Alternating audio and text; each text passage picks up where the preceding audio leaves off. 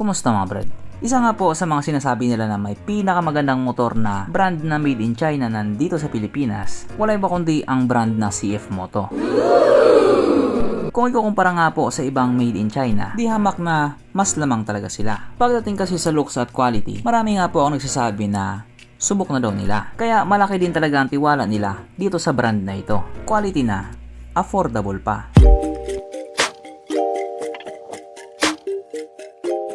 Pero syempre bago tayo magpatuloy, kung bago ka pa lamang napadpad dito sa aking walang kwentang channel, huwag ka na mag-subscribe.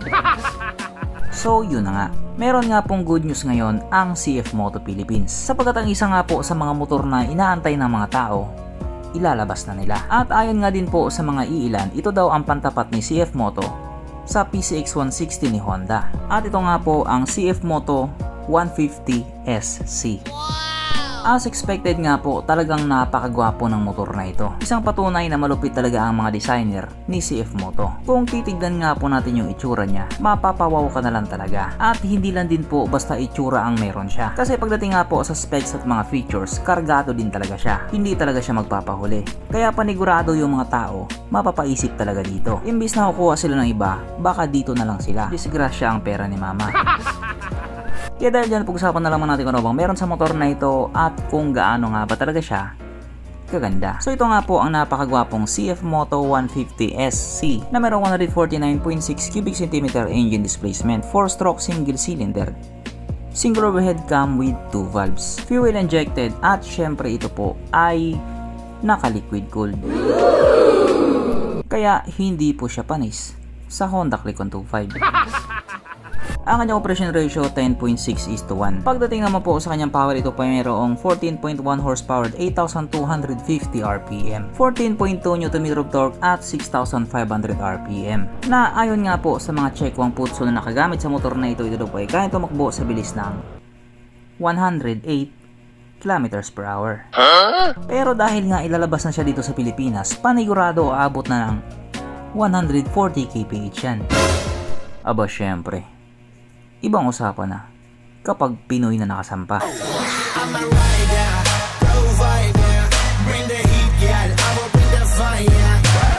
Ang kanyang tangke ay kaya magkarga ng 8.5 liters fuel tank capacity na kumukonsumo naman na po ng 40 kilometers per liter. So para nga po sa isang 150cc na scooter na kumukonsumo ng ganon, matipid na po yun. Ang sukat na niyang gulong 110/70/14 sa harap at 130/70/30 naman sa likuran. Syempre parehas nga po itong naka-tubeless. Pagdating naman po sa kanyang braking system, ito po ay naka-disc brake sa harap at disc brake din po sa likuran. As expected at ang malupit nga po dito, parehas po itong may ABS.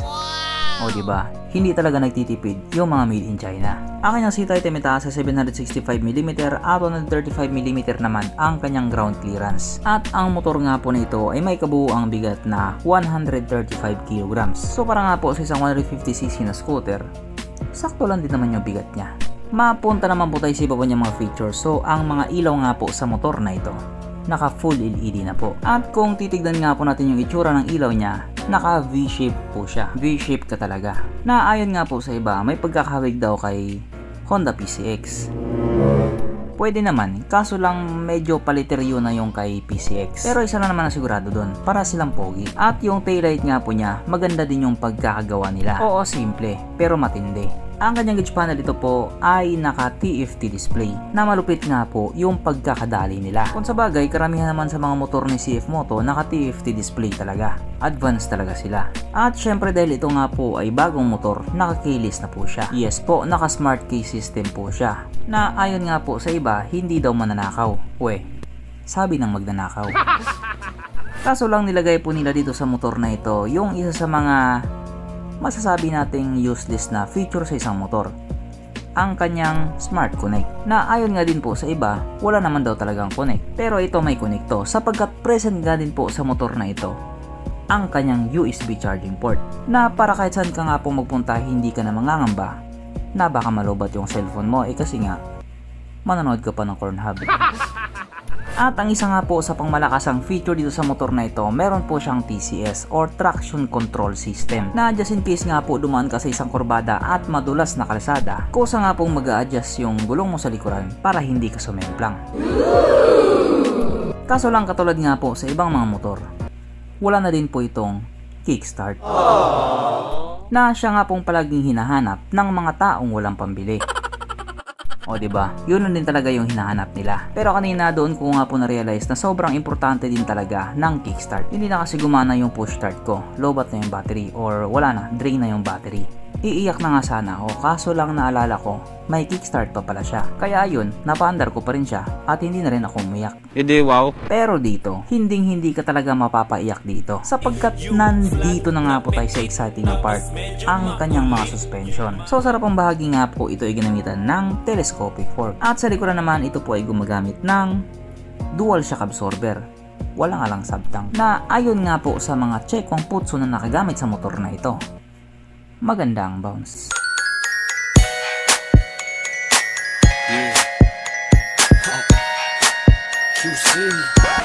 At dahil bitin ka pa, meron pang isa.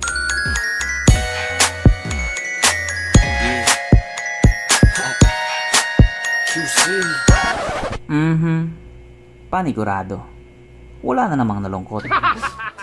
At dahil wala nga pong nalungkot, alamin po natin kung present nga ba sa motor na ito yung tatlong pinaka-importanting features. So, una na nga po dito ang kanyang lagayan ng istalyon at good news mga brad. Meron siyang ganon. Meron siyang lagayan ng istalyon. Kaso lang, wala po siyang sabitan ng pulutan. At oras na nga po para sa ating Red Horse check ang pinaka-importanting feature sa isang motor. At ayon nga po sa aking masusing pag-aanalisa, ang motor na ito ay kayang magkarga ng isang kahong Red Horse at kasya pa isang kahon sa kanyang underseat compartment.